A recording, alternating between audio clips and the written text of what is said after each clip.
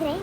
Like you have a board exam next week and you feel stressed. So what are you going to do? You're going to create a timetable, you're going to reduce the distractions and focus on high priority topics. So that is about the task oriented strategy, where it is based on problem solving, planning and prioritizing, and taking action. Next is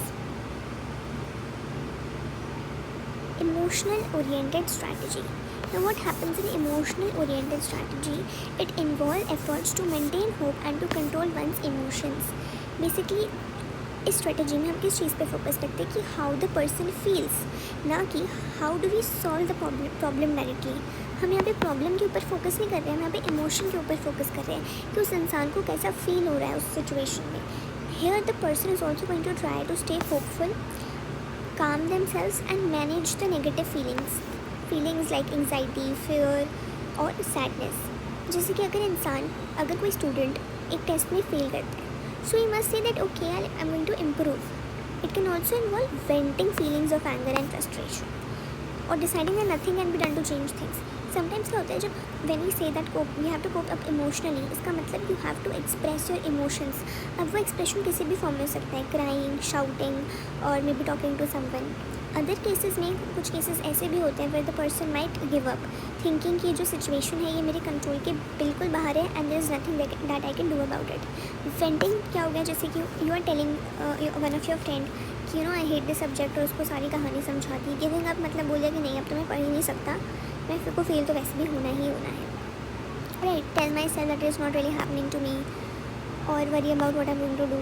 तो यहाँ पे person mentally distance हो जाता है from themselves and from the situation as well, और they stay stuck in a cycle of worry without taking any action. So again in the emotional oriented strategy we are focusing on handling the emotions of the person, and it is not about the problem, it's about managing how we feel. This may include that we are maintaining hope, venting emotions, that means crying or anger, avoiding emotional pain by denial,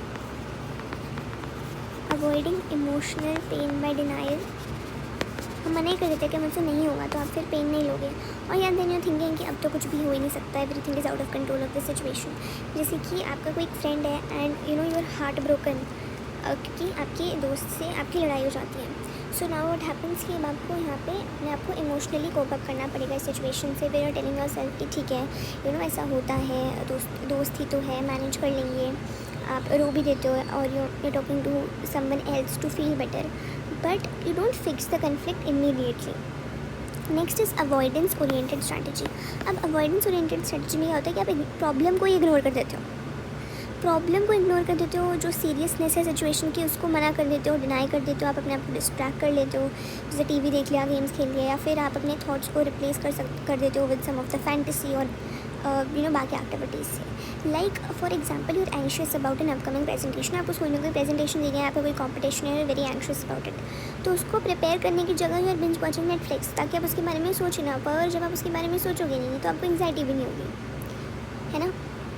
so that is avoidance oriented strategy where you avoid the stressful situation. यहाँ पे इंसान pretend कर रहा है कि situation जो है वो सीरियस ही नहीं है, और वो ऐसे प्रिटेंड करते हैं कि या I am not thinking about it, I don't care about this exam, it's not a big deal. And what happens that the person pushes stressful thoughts away on purpose and distracts themselves by doing something else. Like this is what your Ender and Parker has said. Okay, this is again an example which we have shared. तो task oriented में main goal क्या होता है? You can write with me and make short notes. Task oriented हमने पढ़ा emotion oriented और हमने पढ़ा avoidance oriented.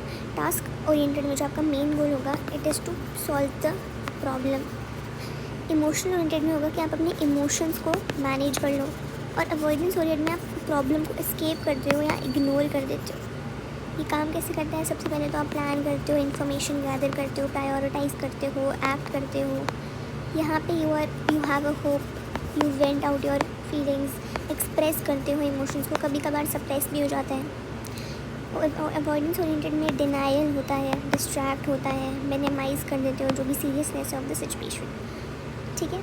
So here one thing that I would like to say, that there is no good or bad in coping strategy. It basically depends on the situation, but in the long run, task oriented coping is generally most effective for dealing with real life stress. ठीक है. So this was what your Endler and Parker has said. सो अगर आपको भी कोई stress की situation होती है तो सबसे पहले आप क्या बोलोगे कि do I want to solve this problem. If you say yes I want to solve this problem, तो आप टास्क ओरिएंटेड स्ट्रेटेजी जाना. अगर आपको कोई रियल लाइफ स्ट्रेस है, ठीक है, तो आई एम टेलिंग यू, आप पहले तो बोलो मुझे प्रॉब्लम सॉल्व करना है. आपने बोला हाँ मुझे प्रॉब्लम सॉल्व करना है, तो आप फिर टास्क ओरिएंटेड स्ट्रेटेजी अडॉप्ट करो. इफ़ यू से नहीं कि मुझे नहीं करना है प्रॉब्लम सॉल्व, मतलब मेरे बस की बात नहीं है, तो या तो आप जाओ इमोशनल ओरिएंटेड पे या आप जाओगे अवॉइडेंस ओरिएंटेड पर. अब हम इस दोनों पे कैसे डिसाइड करें कि whether I should do emotional oriented और अवॉइडेंस ओरिएंटेड. इफ़ तो क्वेश्चन का आंसर, कौन से क्वेश्चन का, do I want to feel better, अगर इस क्वेश्चन का जवाब हाँ होता है तो इमोशनल ओरिएंटेड. अगर इस क्वेश्चन का जवाब ना होता है तो अवॉइडेंस ओरिएंटेड आपका रहेगा. Clear. Now next we will be moving on to the Lazarus and Folkman जो है, दे बिलीव्ड कि कोपिंग जो है it is not fixed like a personality trait. जैसे इंडिविजुअल की कोई एक ट्रेट होता है जो कि फिक्स होता है. बोलते ना ये इंसान तो बहुत चुप रहता है या इंट्रोवर्ट है या ना इसके स्वभाव में है टू बी अग्रेसिव. और कोपिंग जो है उसको उन्होंने क्या बोला कि yes it is a dynamic process. ये एक प्रोसेस है जो चेंज करता रहता है, which means people may cope differently in different situations and it is flexible. It is flexible depending upon the stressful event and how we interpret that event. ठीक है. तो फॉर एग्जाम्पल एक लड़की है और या फिर एक स्टूडेंट है, may cries when she fails a test, तो यहाँ पे emotional coping. But she also may make a plan when she has lot of homework, तो यहाँ पे प्रॉब्लम फोकस्ड कोपिंग हो गई. तो coping changes with the situation. Coping refers to constantly changing cognitive and behavioral efforts to master, reduce or tolerate the internal or external demands that are created by the stressful transaction. तो यहाँ पे coping का मतलब that you are using your thoughts. Coping का मतलब क्या हो गया? Coping का मतलब हो गया that you are using your thoughts. अब थॉट्स कैसे हो सकते हैं? थॉट्स आपके दो टाइप के हैं. एक तो हो गया आपका कॉग्निटिव, एक हो गया आपका बिहेवियर. कॉग्निटिव में I am talking about your thoughts और बिहेवियर में I am talking about your actions. So यहाँ पे ये मैंने थॉट्स लिख दिया, दिस इज़ कोपिंग. ठीक है, दिस इज़ कोपिंग. तो कोपिंग में कॉग्निटिव और बिहेवियरल एक्शंस जो हो गया, इनकी बात कर रहे हैं कि कॉन्स्टेंटली चेंज होते रहेंगे ताकि जो है हम मास्टर कर पाएँ, यानी कि हम कंट्रोल ले पाएँ, रिड्यूस कर पाएँ, यानी कि हम उस चीज़ का इम्पैक्ट को कम कर पाएँ, और टॉलरेट मतलब स्ट्रेस को एडजस्ट कर पाएँ. ट्रांजैक्शन का मतलब जो है यहाँ पे refers to the interaction between you and your environment which is causing stress like a test, traffic, breakup etcetera. So if you feel overwhelmed before an exam, you might try mastering. Mastering means that you are making a study plan. Reducing, that means you're asking doubts to reduce anxiety.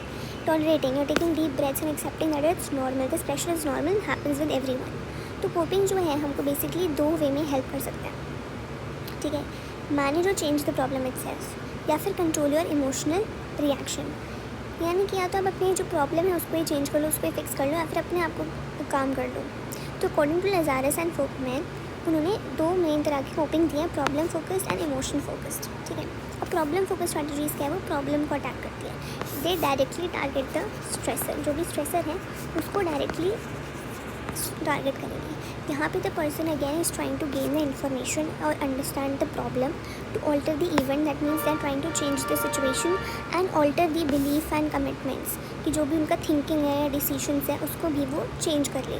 For example, आप किसी subject में या कोई भी student किसी subject में अच्छा नहीं कर रहा, तो आप प्रॉब्लम देखो ना, आपकी प्रॉब्लम क्या है. You may talk to your teacher, you can change your study method और you can drop an extra subject to focus better. इसको हम प्रॉब्लम सॉल्विंग बोलते हैं. इससे क्या होता है कि a person becomes more aware of the situation, they are more informed and they are more capable of choosing from different coping options.